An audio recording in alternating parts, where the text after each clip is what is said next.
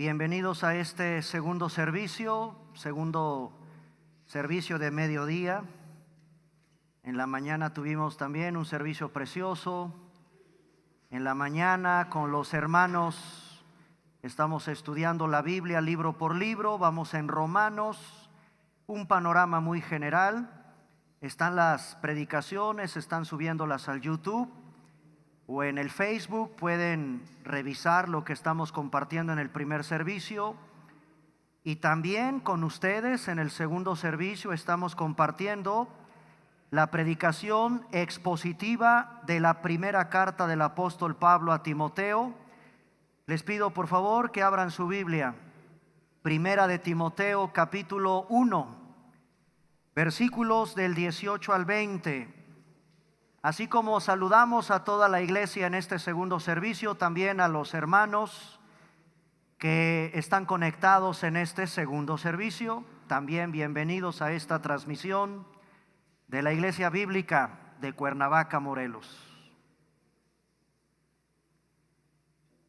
Primera carta de Pablo a Timoteo, capítulo 1, versículos del 18 al 20.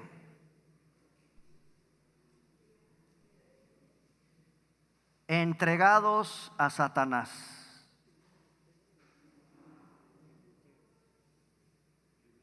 Así se va a llamar el mensaje de esta tarde. Yo no sé ustedes, pero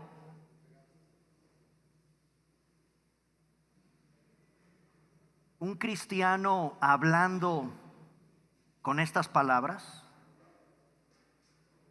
¿qué no se supone que como cristianos pues nos amamos aún a nuestros enemigos? Orad por aquellos que os ultrajan y persiguen.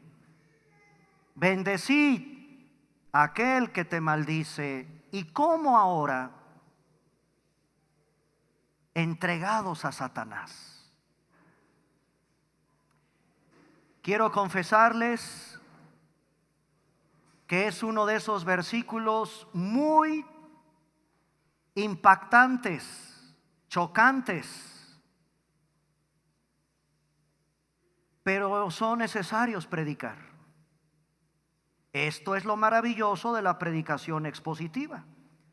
Conforme vamos revisando verso por verso, ni modo que me brinque del versículo 17 al capítulo 2, no. Ahí hay un versículo 18, un versículo 19 y un versículo 20, donde dos hombres en la iglesia son entregados a Satanás. ¡Qué barbaridad de la importancia de lo que significa estudiar la iglesia! ¡Qué solemne! Con cuánto respeto, con qué cuidado debemos formar parte de la iglesia. Somos la novia de Cristo. Dio su vida por la iglesia. Díganme si eso no es importantísimo ante Dios. Son de estos versículos que un predicador, que un pastor, que un hermano tiene que estudiar con mucha humildad, con mucho cuidado. Requerimos la iluminación del Espíritu de Dios. ¿Por qué en la iglesia Himeneo y Alejandro fueron entregados a Satanás? Pidámosle al Señor sabiduría. Padre, en verdad son versículos que necesitamos conocer en tu palabra con humildad. ¿Qué es lo que tú nos vas a mostrar en estos versículos? ¿Qué fue lo que pasó en la iglesia de Éfeso para evitar que pase en nuestra amada iglesia? ¿Qué es lo que tú nos quieres mostrar de tu preciosa iglesia? De tal manera que se ejerce la necesaria disciplina para llegar incluso a que hermanos nuestros tengan que ser expuestos, evidenciados por su pecado. Amado Señor, no cabe duda que todavía somos muy ignorantes de lo solemne, de lo precioso que significa formar parte de tu iglesia. Con todos los problemas, con todos los desánimos, con todo lo que en una iglesia se vive desde que tú la estableciste en aquel Pentecostés. Oh Señor, danos la sabiduría, el entendimiento correcto, bíblico, que tu palabra hable por sí sola a nuestro corazón. Y permítenos, oh Dios, tener ese temor reverente por formar parte de tu glorioso cuerpo en la tierra, la iglesia, en la que hoy estamos congregados, en la que tú nos has convocado para formar parte. Abre en verdad el entendimiento de tu pueblo, porque son versos impactantes, aterradores, me atrevo a decir, del tan solo pensar que eres tú el que avala que hermanos sean entregados a Satanás. ¿Qué significa eso? Ayúdanos a entender esta lección que hoy has preparado para nosotros como iglesia, en el nombre de Cristo. Amén. Preparémonos. Primera de Timoteo 1 del 18 al 20. Este mandamiento, hijo Timoteo, te encargo, para que conforme a las profecías que se hicieron antes en cuanto a ti, milites por ellas la buena milicia, manteniendo la fe y buena conciencia, desechando la cual naufragaron en cuanto a la fe algunos, de los cuales son, y ventila los nombres, Himeneo y Alejandro, a quienes entregué a Satanás para que aprendan a no blasfemar. Hermanos, acabamos de leer uno de los pasajes breves, pero más aterradores que hay en la Biblia. La iglesia, esta es una carta pastoral, esta es una carta eclesiástica, y tú y yo formamos parte de la iglesia. Esto es para ti y esto es para mí. Esto es un aprendizaje porque hay creyentes dentro de nuestra comunidad desobedientes. Dentro de la comunidad del pueblo de Cristo puede haber hermanos que se jactan a sí mismos de insistir y de insistir en su pecado. Puede haber en la comunidad preciosa de la iglesia personas que nos pueden provocar divisiones, personas que atentan contra la pureza de la iglesia, personas que tienen que aprender, como todos nosotros, desde el pastor hasta el más nuevo congregante o miembro de una iglesia, que Dios puede permitir que el diablo actúe quedando sin protección divina. ¿Y por qué permite Dios eso? Para que ese hermano desobediente rebelde, inmoral, que provoca problemas en la iglesia, sea refinado, sea disciplinado, sea más eficaz en su llamado. Aprendas que en la vida cristiana no eres solo. No solo, formas parte de una comunidad. Himeneo y Alejandro, lo más seguro es que llegaron a ocupar el liderazgo en la iglesia. Himeneo y Alejandro eran quizá líderes, pastores en la iglesia de Éfeso, y entran bajo la divina disciplina y protección del Señor al quedar fuera de la comunión que aquí debemos de tener como hermanos. Quedan fuera de la comunión que entre nosotros debe de ser evidente como hermanos. Himeneo y Alejandro, hermanos, son sacados de la iglesia de Éfeso para ser probados o para efectos de disciplina y de juicio. Vamos a tener que entrar con todo cuidado a este pasaje. Sí, hermanos, es aterrador. Es aterrador escuchar al pastor Pablo, al pastor probado por Dios, llamado por Dios, puesto por Dios, tener que poner en disciplina a dos congregantes, a dos líderes, a dos miembros, a quienes se entrega a Satanás para que aprendan, en este caso, a no blasfemar.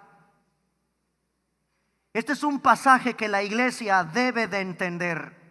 Es un pasaje sorprendente de que alguien dentro de nuestra comunidad, que sabemos su nombre, que sabemos quiénes son, sean entregados a Satanás.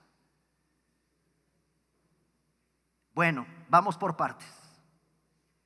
La palabra entregado, y desde ahí tenemos la primera lección de esta tarde.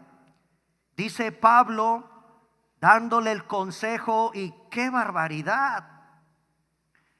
Pablo es enfático, determinante, decisivo con su futuro pastor, a quien él encomienda quedarse en la iglesia de Éfeso.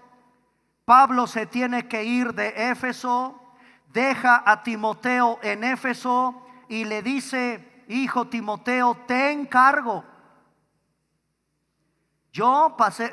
Parece que dice Pablo, yo ya tuve que actuar de una manera drástica, Timoteo, y lo tuve que hacer con Himeneo y con Alejandro, a quienes paradidomi en griego.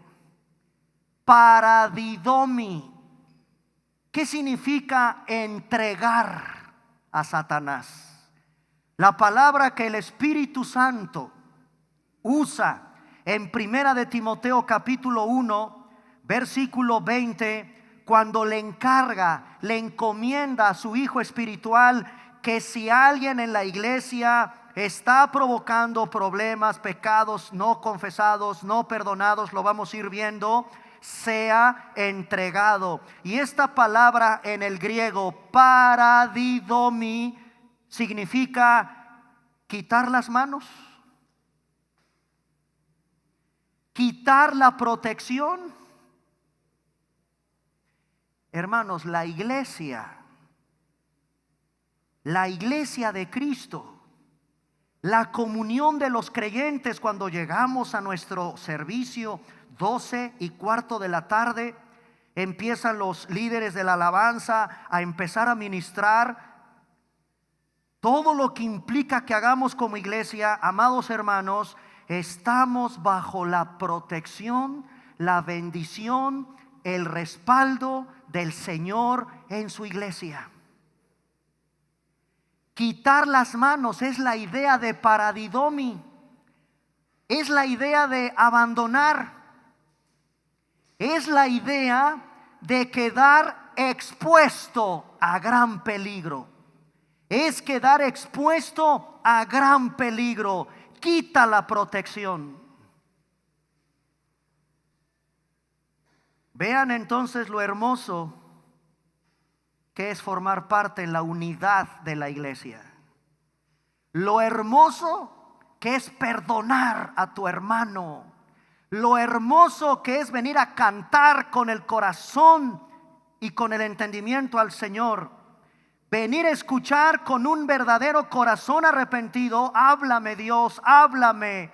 Inquiétame si es necesario con tu palabra. Con qué correcta, qué bendita actitud debemos de tener en esta preciosa asamblea de redimidos, la iglesia del Señor. Hermanos, la idea de paradidomi es impresionante. Qué horrible es que alguien sea expulsado de aquí sin protección. Lo dejamos a merced de que entienda, de que se arrepienta. Lo sacamos del contexto de nuestra iglesia. Este pastor llamado Timoteo es un pastor novato, es un pastor nuevo, y Pablo le está encargando algo y nosotros también la tenemos que aprender. Si Pablo le encarga eso al futuro pastor, si Pablo tiene esta encomienda al nuevo pastor, entonces tengo que entender que es una labor que Dios hace y que está respaldada. Esto de entregar paradidomi, abandonando, quitando la protección, ser expuestos, es una labor que Dios hace y que Él respalda.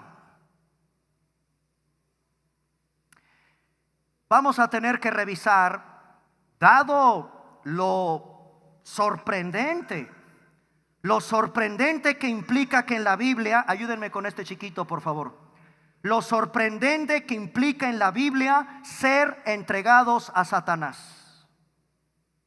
Tenemos que ir a la Biblia y que sea la palabra de Dios la que nos vaya ayudando a entender qué significa ser entregados a Satanás. Por ejemplo, comencemos con otra iglesia, la iglesia de Corinto. Primera carta a los Corintios, capítulo 5. Ayúdenme con este chiquito, por favor. Primera de Corintios, capítulo 5. Arriba hay cuneros. Primera carta del apóstol Pablo a los Corintios, capítulo 5, versículo 5. No es la primera vez que Pablo, en el conocimiento de su voluntad, de la palabra de Dios, de lo que Dios le pide al apóstol para que ponga orden en la iglesia, dice Primera de Corintios capítulo 5, ahí hay un caso en la iglesia de una inmoralidad sexual. Hay una relación de inmoralidad sexual y eso ya se ventiló. Ya se hizo público, lamentablemente, en la iglesia. Alguien ahora aquí está teniendo una relación de inmoralidad dentro de la iglesia y se tiene que abandonar, se tiene que actuar en disciplina. Miren Primera de Corintios capítulo 5, versículo 5. El tal, está molesto Pablo, Hay dos cartas donde Pablo está muy enojado. Cuando llegamos al capítulo 5 de Primera de Corintios y en la carta a los Gálatas. Enfurecido, con un celo santo. Y el apóstol le dice, tal, ni siquiera aquí da el nombre, está molesto, el tal sea entregado a Satanás para destrucción de la carne, a fin de que el espíritu sea salvo en el día del Señor Jesús. La pregunta obligada que nos tenemos que hacer en el contexto de la iglesia hoy, ¿tenemos que ejercer lo mismo? ¿O esto solo lo pudo hacer alguien con la autoridad apostólica como Pablo? Hermanos, hoy un cristiano puede estar sujeto, expuesto al diablo. Hermanos, nos va a sorprender que es parte del ministerio de la iglesia hacerlo. espero, como me pasó a mí, a sorprenderme.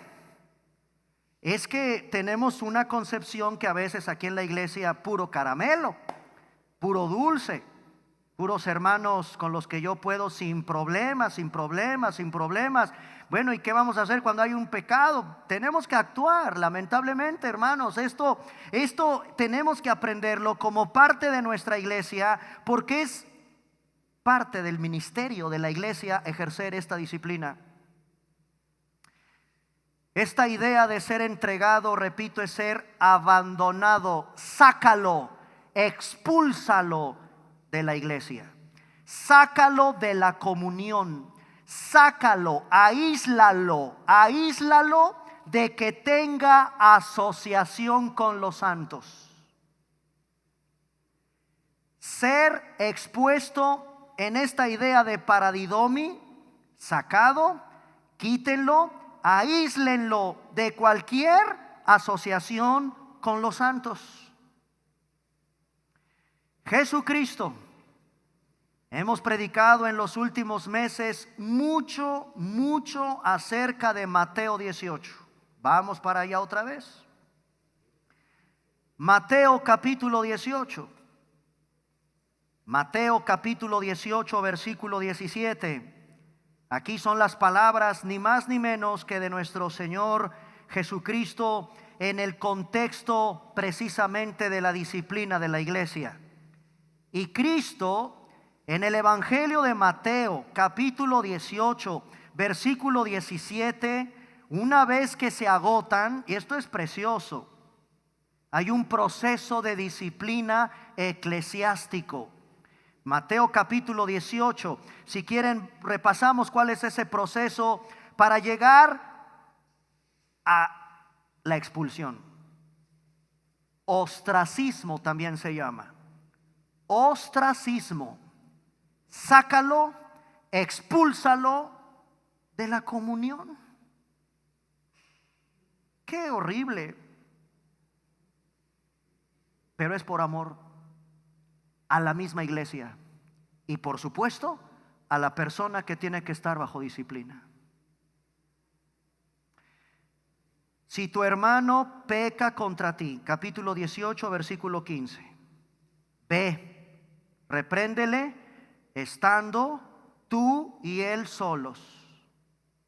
Si te oye, has ganado a tu hermano. Hasta ahí seríamos todo lo que todo cristiano desearía de una iglesia. ¿Me perdonas? Te ofendí, yo te he ofendido, he pecado, tienes razón, voy a tomar cartas en el asunto, gracias, amigos como siempre, hermanos como siempre, claro que sí, dame un abrazo. Nada de que me siento del otro lado porque ya te vi, no te quiero saludar, no. Ve con tu hermano y estando a solas, repréndele. Maduremos eso, iglesia. Si te oye, has ganado a tu hermano. Pero sabe Cristo que lamentablemente somos un costal lleno de orgullo. No te oye, versículo 16. Toma entonces a dos, para que en boca de dos o hasta permite tres testigos conste toda palabra. No me quiero detener ahí porque hay una razón de fondo por qué el Señor permite en una confrontación, a ver, asígnale y al azar, para eso es el contexto de una membresía en la iglesia. Vamos a tomar a los miembros de una iglesia que avalen, que estén presentes en una confrontación de dos hermanos que nomás siguen agarrados de la greña, no se perdonan, sigue el pecado, no se ha arrepentido el hermano, ya se le exhortó una vez y no. Ahora, tráeme dos o tres, y de boca de dos o tres conste toda palabra. Ahí hay una explicación que ya no quiero entrar en ella. Versículo 17. Somos tercos, orgullosos. Si no los oye a ellos, entonces se convoca a toda la iglesia. Hermanos, esta es una hermosa manera de enseñarle a la iglesia la importancia de la membresía eclesiástica. Membresía eclesiástica. Este es un tema que aquí en la iglesia lo hemos enseñado, lo hemos discipulado, y todos ustedes deben conocer qué es la membresía en una iglesia. Bueno, aquí lo vemos. Se convoca a la iglesia de tal manera que tome toda la iglesia parte, se le ventila a los miembros, no para juzgar, no para señalar, no. Todos nos ponemos las pilas para ayudar, para orar, para restaurarlo. A ver, hermano, véngase, yo lo invito a comer. Platíqueme cuál es el problema, déjeme orar por usted. Y toda la iglesia tiene ya conocimiento. Todos los martes a las 8 de la noche, toda la iglesia en oración por ese problema con los hermanos. Toda la iglesia, para ayudar a restaurarlo, para ayudarlo, hermano, por favor, entienda usted efectivamente, después de haber agotado estos procedimientos, usted es el que está en un error, arrepiéntase. Sigamos formando parte de esta iglesia. Pero lamentablemente, a pesar de decírselo a la iglesia, versículo 17, habrá casos de que ni así, ni a la iglesia oye. Sí, dice Cristo, puede ser. Si no oye a la iglesia, ahí está, sácalo, tenlo por gentil y publicano. Y es entonces que viene este muy mal aplicado versículo 18. De cierto os digo que todo lo que atáis en la tierra será atado en el cielo, todo lo que desatéis en la tierra será desatado en el cielo. ¿Se dan cuenta lo que repercute en el cielo, lo que pasa en la iglesia? ¿Se dan cuenta que todo lo que aquí pastores y congregantes y líderes, ovejas, miembros hagamos, repercute avalado por Dios desde el cielo? Dice el versículo 19: otra vez os digo que si dos de vosotros se pusieren de acuerdo aquí en la tierra, fíjate, aquí en la tierra, acerca de cualquier cosa que pidieren, les será. Eso es aprobado por mi Padre que está en los cielos. Será hecho por mi Padre que está en los cielos. Versículo 20, qué versículo tan más mal interpretado. Donde estén dos o tres congregados en mi nombre. ¿Ya vieron en qué contexto está este famoso y muy mal aplicado versículo? Dos o tres son los testigos que están avalando, que están ayudando a la restauración de ese hermano, congregados en mi nombre. Vean la repercusión. Yo estoy ahí avalando la decisión de esos testigos y de la iglesia. Este es el contexto bíblico y correcto. No me andes abriendo grupitos clandestinos y ya me enojé con tal iglesia, ya me enojé con ese pastor, vénganse al comedor de mi casa, 3 o 4 familias y ya somos iglesia. Aquí está el Señor, 2 o 3 reunidos en su nombre. No es ese el contexto. No tuerzas las escrituras. Este se da en el contexto de la disciplina eclesiástica. Dios avala dentro de la disciplina lo que los testigos, 2 o 3 congregados en su nombre, avalen, determinen con respecto a la disciplina de un hermano. Y si no les hace caso a la iglesia, tenlo por gentil y publicano. Eso significa, parece que ni cristiano es.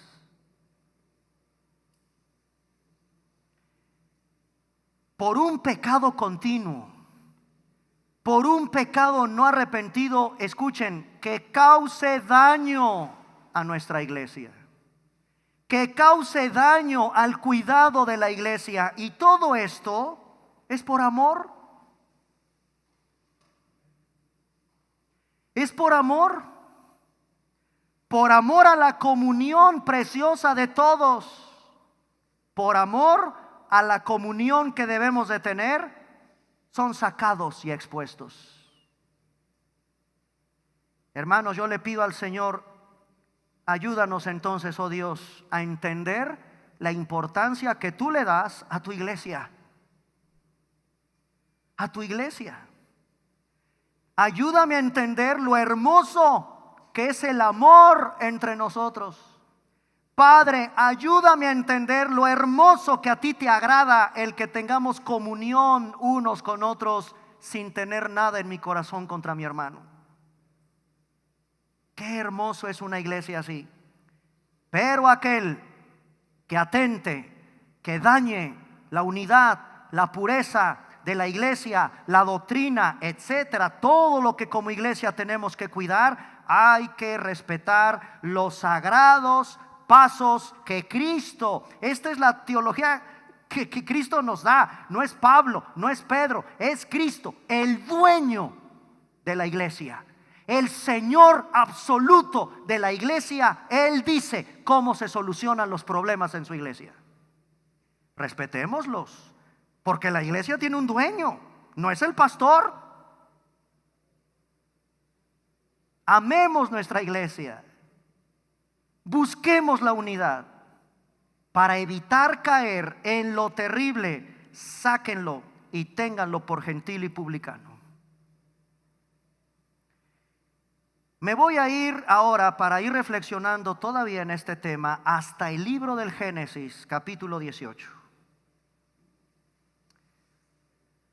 Hemos leído muchas veces la historia de Sodoma y de Gomorra.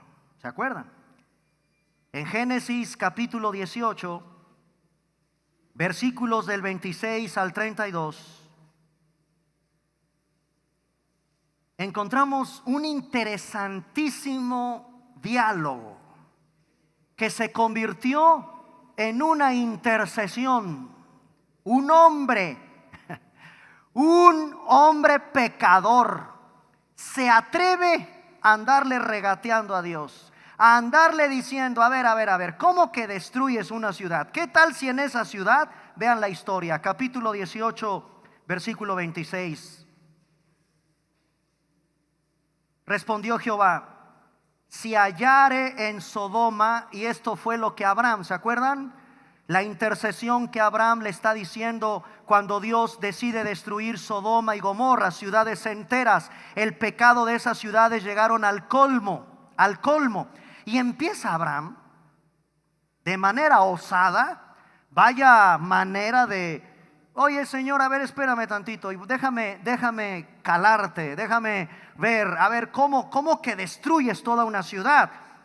Le dice el Señor en el versículo 26, si hallare en Sodoma. Por favor, vayan entendiendo hacia dónde quiero llevar la explicación de esta tarde, con lo que implica, hermanos, la protección del Señor, el cuidado que el Señor quiere sobre nosotros al estar en comunión como iglesia, porque aquí hay justos. Yo no sé ¿quiénes de los que ahorita respetuosamente están sentados en las sillas que se montaron desde ayer? Yo no sé quién es un justo y yo no sé quién es un injusto. Yo no sé quién de ustedes está en Cristo con su seguridad de salvación, pero perdónenme, lo digo con todo mi cariño y espero que todos los que me están oyendo sean cristianos. Y si hay alguien invitado, ahorita te ayudo para que entiendas qué significa ser cristiano y que vengas a Cristo, mi amigo. Pero yo entiendo que todos los que estamos ocupando una silla somos justos. Espero que sí. Que a la puerta de este recinto hayan entrado los justos del Señor. ¿Por qué? Porque mira lo que pasó en Sodoma. Dice Génesis 18, 26 en adelante: si hallare en Sodoma 50 justos. Perdónenme, pero esta es una ciudad podrida de inmoralidad sexual, homosexualismo, una perversidad de homosexuales ahí. Esta es una ciudad corrompida, hermanos. Y le dice el osado a Abraham: oye, y si hay 50 en esa ciudad, ¿a poco agarras parejo? ¿Qué culpa tiene un inocente, un justo? Bueno, le dice Dios, Mira, Abraham, si hallare en Sodoma 50 justos dentro de la ciudad, perdonaré a todos. ¿Dónde crees que están los justos hoy? En la iglesia. Estoy casada, yo soy cristiana y estoy casada con un incrédulo. El incrédulo es santificado por la creyente. Abarca la protección de Dios a tu esposa, a tu esposo inconverso, gracias a la mujer justa o al hombre varón justo delante de Dios, y su descendencia, sus hijos, están bajo la protección de Dios. Pero está casada con un terrible hombre, no importa. Dios ama a sus justos. Dios ama la comunión con sus justos. ¿Ya vieron lo que pasó en Sodoma, hermanos? Y Dios no está jugando con Abraham. Dios no le está mintiendo a Abraham. Dios no está jugueteando con un hombre osado que se atreve a regatearle a Dios a ver cuántos justos hay. No condeno, no juzgo a toda esa ciudad por amor a los 50 justos. Ve todo lo que te ama Dios. Versículo 27, Abraham replicó: yo no haría eso. Pero bueno, gracias a Dios, aquí Abraham sí lo hizo.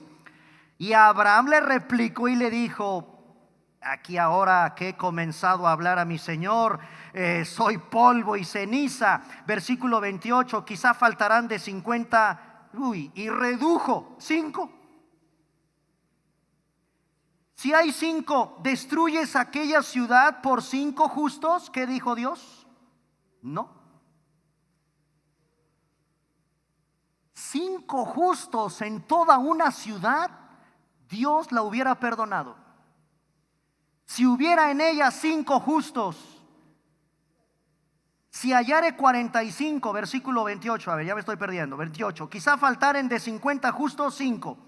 ¿Destruirás por aquellos 5 toda la ciudad? Dijo: no, no la destruiré si hallare ahí 45. Y volvió a hablarle y le dijo: quizás si hallaren 40, no lo haré por amor a los 40. No se enoje, versículo 30. Vean hasta dónde lo va llevando Abraham. No se enoje, mi Señor. Si hablaré quizá, si hallaren 30, no lo haré si hayan 30. Versículo 31. Ahora he emprendido el hablar a mi Señor, quizás ahí haya 20, no por amor a los 20. Versículo 32. No se enoje si hablare solamente quizá 10. Oigan, redujo hasta llegar a 10. ¿Qué dice el versículo 32? Por amor a los 10, Dios no destruye Sodoma. Pero sabemos la historia. Dios quitó su protección por no haber encontrado en esta ciudad 10 justos. Era una ciudad que había llegado al colmo del pecado. El colmo del pecado. Hermanos, ¿entendieron la lección? Dios no desata su juicio por amor a los justos. La bendición de su protección abarca hasta los incrédulos. La iglesia, otra vez lo repito con mucho respeto, espero que no sea el caso aquí, pero aquí nos visitan incrédulos y los recibimos desde la entrada. Bien. A veces hasta les decimos hermanos cuando no lo son. Pero está bien. Tú no eres el Espíritu Santo, ni yo tampoco. Nuestro deber es que la gente de allá afuera incrédula vean el evangelio en nosotros. Nos amamos, nos perdonamos, estamos en unidad. ¿Ah, qué bonito? Eso es lo hermoso de un incrédulo que venga, que vea el evangelio vivido en tu vida. Pero hermanos en Cristo, nuevamente, a la iglesia,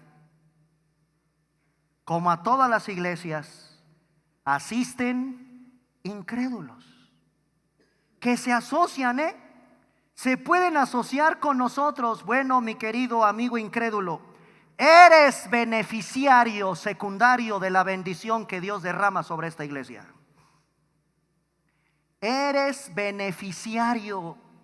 Tú que nos acompañas, tú que vienes y te quieres también sentar con tu papá, con tu mamá, con tu tía, con tu amigo que te invitó, o llegaste por tu propio pie, pero eres incrédulo, no estás en Cristo, no eres cristiano, y sin embargo vienes y te sientas. Debo decirte algo: tú eres beneficiario de los justos que estamos aquí sentados. Eres beneficiario, mi amigo, de la bendición que Dios derrama sobre su iglesia. ¿No me creen?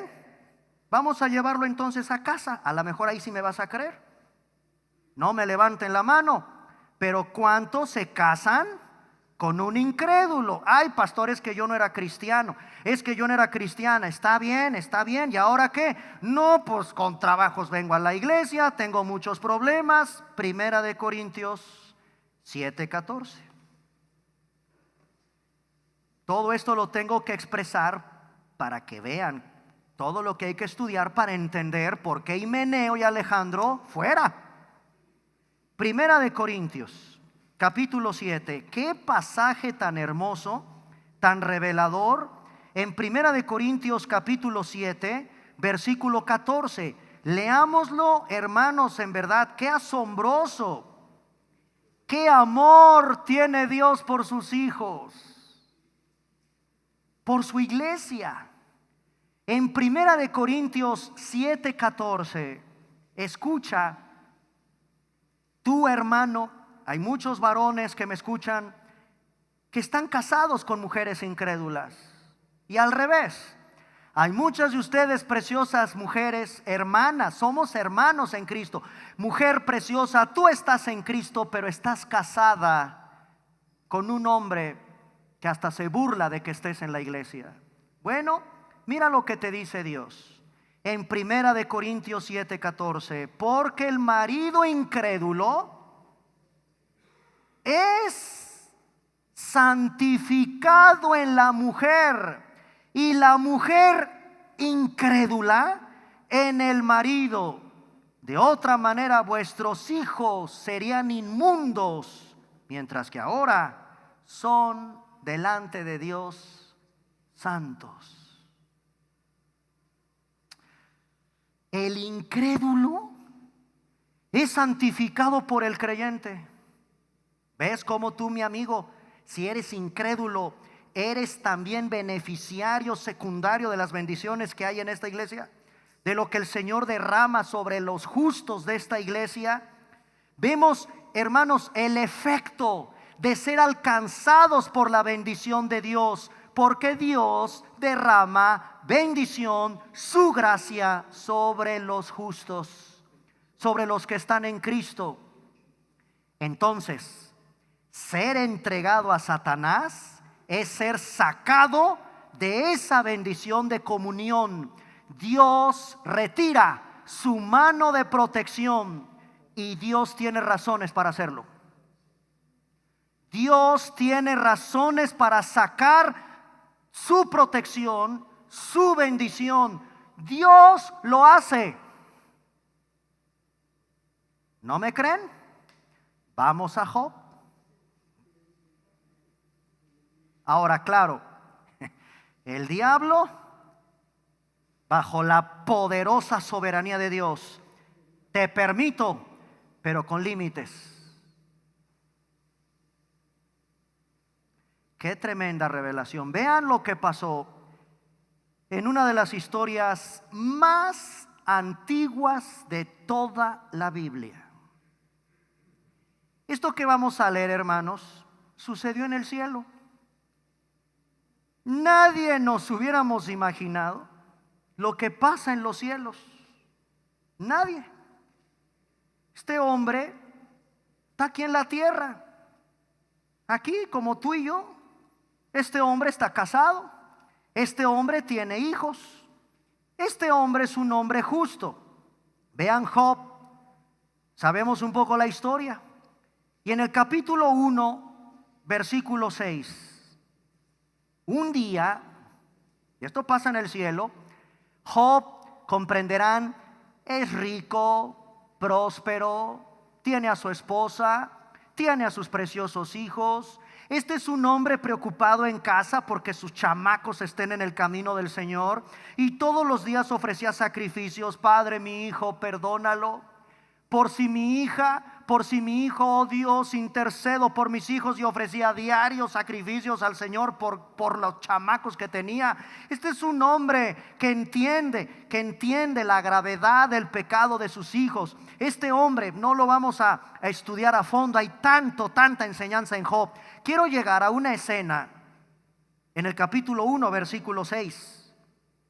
Un día vinieron a presentarse delante de Jehová los hijos de Dios, es decir, ángeles, entre los cuales vino por ahí también Satanás. Fíjense lo que pasa en el cielo. Este hombre está como tú y yo, afanado en la tierra con sus problemas, administrando su riqueza, siendo un hombre probado, justo delante de Dios. Pero en el cielo, lo que tú y yo no nos imaginamos que pasa en los cielos. Dice la Biblia, se presentan estos ángeles, entre los cuales también está Satanás. Y vean, dijo Jehová a Satanás: ¿de dónde vienes? ¿Saben por qué? Hermanos, aquí hay que aclarar algo. ¿Qué no Dios es omnisciente? ¿Por qué entonces pregunta? ¿Sabes por qué lo pregunta? Para ti. Si Dios no preguntara eso, ¿cómo caramba sabríamos qué hace el diablo? Dios provoca algo para que quede registrado en su palabra, y tú, ya veo, revela el Señor qué pasa. ¿De dónde vienes? Le dice Satanás: de rodear la tierra. ¿Ya lo vieron? Ya me perdí. Versículo 7, gracias. ¿De dónde vienes? Satanás le dice al Señor: de rodear la tierra y andar por ella. Y Jehová le dice a Satanás: ¿no has considerado a mi siervo Job? No hay otro como él en la tierra, varón perfecto. Vean nada más, qué tremendo hombre en la Biblia, ¿No has considerado, diablo, Satanás, tú que te andas ahí paseando? Seguramente ya viste a Job. ¿No has considerado a mi siervo Job recto, perfecto, temeroso de mí, apartado del mal? Y obviamente este no se queda callado. El diablo le dice: ¿acaso teme Job a Dios en balde? No le has cercado alrededor de él y de su casa con todo lo que tiene, al trabajo de sus manos. Tú, vean, Dios es el que te bendice, hijo de Dios que me escuchas. Tu trabajo, tu economía, tu casa, tus hijos están bajo el cuidado y la protección de este mismo Dios de Job. Le has dado bendición, sus bienes has aumentado sobre la tierra. Versículo 11, vean al diablo: extiende ahora tu mano, toca todo lo que tiene y verás, le dice el diablo al Señor, si no blasfema contra ti y en tu misma presencia. ¿Y qué hace Dios? Versículo 12, ¿qué hace Dios? No te espantes. Dios lo entregó a Satanás. Versículo 12, dijo Jehová a Satanás: he aquí, todo lo que tiene el diablo está en tu mano. Pero ahí está lo maravilloso de ese Dios que sigue controlando todo en su poder. Le pone límites. Le dice al diablo: no lo mates, no pongas tu mano sobre él. ¿Quién entregó? Yo les pregunto, hermanos, siendo sinceros. Llegan los ángeles, llega el diablo, Dios, y Job ni en cuenta. Dios no sabe lo que está haciendo Dios, Job. Job está en la tierra, como tú y como yo, con lo que ve, con lo que oye, con lo que come, con su familia, con sus hijos. Ni idea tiene que en el cielo Dios lo entregó a Satanás. ¿Para qué? Para demostrarnos a ti y a mí que el verdadero amor de Dios no depende de las circunstancias. Jehová da, Jehová quita, sea su nombre bendito. Hermanos, Dios entregó a Job a Satanás porque Dios le enseña al diablo que la fe salvadora no depende de circunstancias positivas. Me va bien, tengo dinero, tengo salud, tengo trabajo. No, señores, el verdadero amor a Dios no depende de si te va bien o estás en salud. Es devoción pura. Job entregado al diablo es devoción pura. Job capítulo 2 verso 6. Y Jehová dijo a Satanás: he aquí otra vez, él está en tu mano, no toques su vida. Eso me impresiona. Dios, no crean que el diablo hace lo que quiere, hermanos. Nunca, nunca. Nadie escapa. No hay nada fuera de la soberanía poderosa de ese Dios que tiene control sobre tu vida, tu trabajo, tu salud. Si el diablo atenta contra Job, es para demostrarnos devoción pura. Este es un verdadero caso de alguien que sí ama a Dios por quien Él es. Este es el típico hombre que yo espero que haya en esta iglesia. Este es el típico carácter de una mujer que ama a Dios por lo que Él es, no por lo que te da o te quita. Es por lo que Él es. ¿Y qué pasó en la vida de Job? ¿Dios lo dejó en la ruina? No. Apréndetela. Si el diablo actuó bajo la soberanía de Dios, hermanos, Job después tuvo un premio. Fue restaurado, lo recompensó al doble. En su propósito soberano, Dios entregó a Satanás, pero al final la mayor gloria la llevó Dios. ¿No acaba así el libro de Job? De tal manera que, hermanos en Cristo, si eso hizo Dios con un justo, Himeneo y Alejandro la tienen que aprender. No estoy diciendo que ojalá a ti entonces el Señor te entregue a Satanás. No, esperemos que. Dios mío. Pero si algo aprendo de ese Dios que permite esto, es para que al final, el Señor traiga más gloria a su nombre. Ahora, para terminar, no voy a terminar, pero quiero llevarlos ahora a algo todavía más impresionante que Job. Hay alguien, híjole, ¿habrá alguien más puro, más justo, más recto que Job? ¿Quién es? ¿Y a dónde lo llevó el Espíritu Santo? ¿Para qué? Por el diablo. Qué impactante. ¿Hay alguien más puro y perfecto que Job? Claro. Se llama, su nombre está aquí arriba de mí en letras doradas.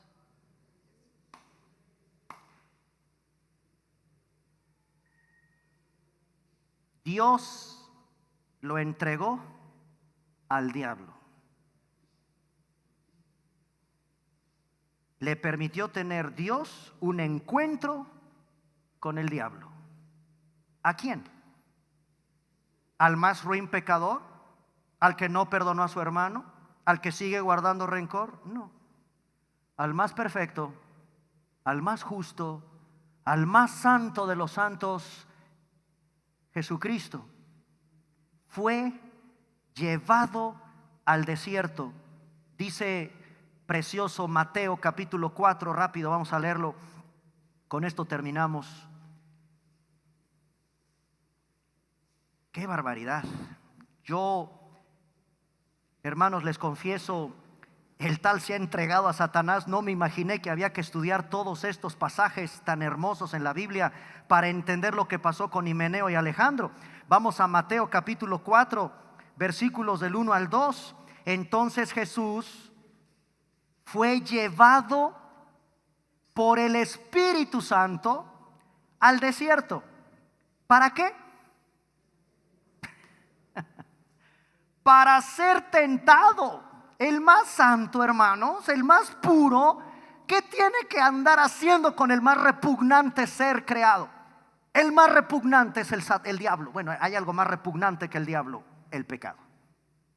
Hay algo más repugnante, hay algo peor que el diablo. ¿Sabes qué es lo peor que el diablo? El pecado.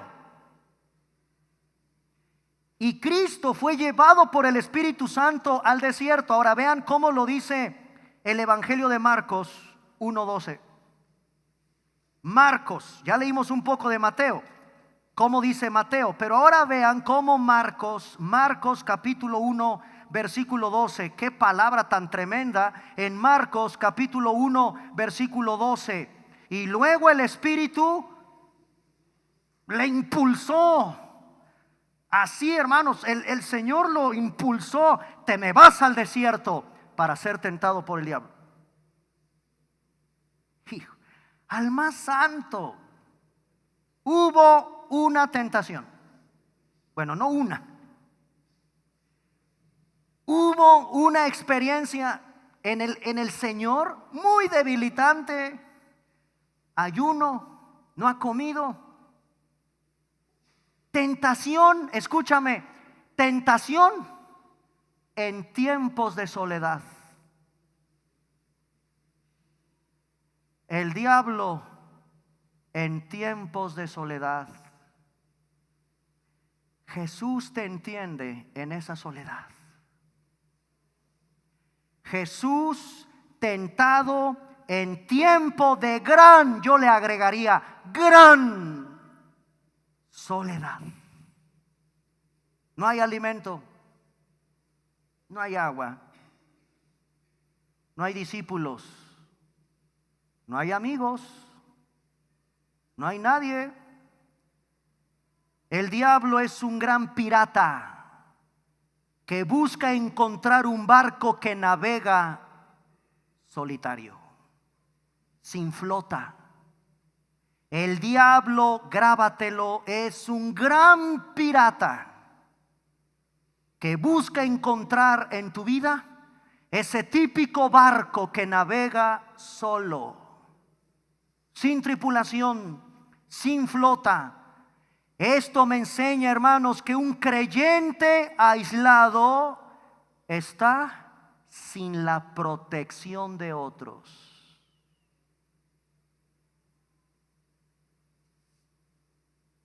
Ahí está Cristo, en el lugar de más esterilidad. No hay nada, no hay fruto, teniendo hambre para comer pan. Y Él es el creador del pan. Jesús tiene hambre, quiere comer un pan. Hermanos, Él es el Dios que crea el pan. Es el Dios que multiplica con 5 panes para darle de comer a multitudes. Está siendo tentado. Este mismo Cristo es llevado al pináculo del templo y el diablo le exige que se arroje. Él es el verdadero templo. Cristo es el verdadero templo, cuyos ángeles están a su servicio. Está también siendo tentado para contemplar la gloria, el dinero, la fama, la riqueza de los imperios, de los reinos de las naciones. Todo eso es de Él. Hoy el diablo lo tiene medio prestadito, pero al final de la historia sabemos, hermanos, que todos los reinos son una promesa para ese Rey de reyes y Señor de señores. Él es el dueño de los gobiernos, Él es el dueño de las naciones, y fue tentado viendo lo que el diablo le quería mostrar y que en realidad le pertenecen a Él, a Jesucristo. Lo tentó en las áreas donde Cristo tenía derecho. Al final, hermanos, de esa tentación y de ser, como dice Marcos, impulsado al desierto para ser tentado, ¿qué vemos al final? En el acto de la soberanía de Dios, el Hijo de Dios está en las manos de su Padre y lo bendijo de una manera preciosa. Ahora sí, los ángeles bajaron para ayudarle, para ministrarle. Lo bendijo al final a los suyos en su bendición, y eso trajo más gloria. El que Cristo haya pasado esas tentaciones trajo más gloria al Señor. ¿Ven? Así que ser arrojado al diablo, no, el diablo no se va a reír ni se sale con la suya. Entendamos algo, al final todo le trae más gloria al Señor. El próximo domingo continuamos con otros dos casos: Pablo y Pedro. También con su encuentro con Satanás. Pablo y Pedro. Pero eso lo vemos en 8 días. Pónganse de pie, hermanos, vamos a orar.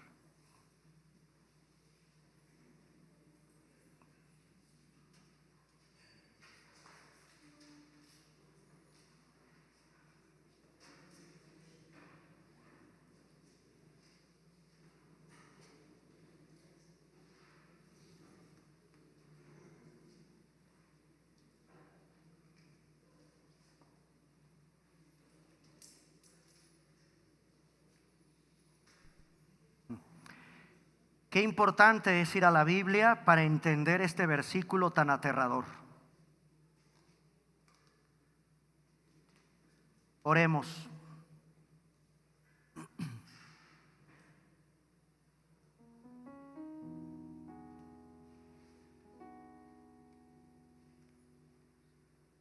Padre, con temor nos acercamos a ti.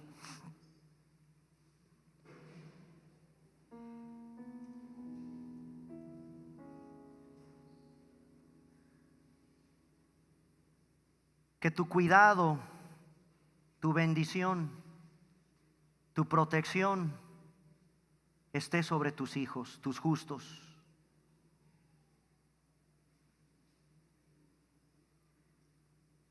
Qué hermoso, dice el Salmo, es ver a los hermanos juntos y en armonía. Tu bendición ahí, Señor.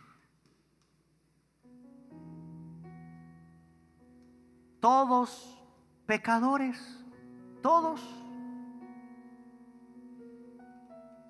necesitados de ti, de tu perdón. Yo lo digo con mucho respeto, pero hay personas que tal vez aquí no creen en ti, no están en ti.